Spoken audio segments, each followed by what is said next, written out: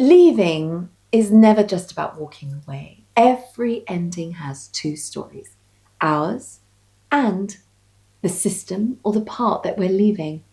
Both sides are processing grief, and this grief is the source of tension. We often think that leadership is about starting things, new strategies, new hires, new plans. We're interested in the new and we make time for that. But how much time do we give? How much time do we allocate to things that are ending? We might feel glad, sad, or mad about it, which are all types of tension. But it's also about identity, because when we belong to something, it becomes part of our identity and we feel cared for and valued, like we matter. When we leave a place that we've belonged, we feel lost. The fear of leaving often traps leaders in situations long past their purpose, and fear, disguised as loyalty, becomes stagnation. I once worked for a company where I felt like I belonged. They were like family to me.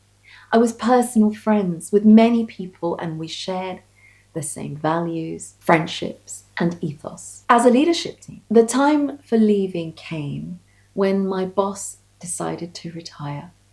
His departure would mean that a team would restructure and my role would become redundant. The news was painful.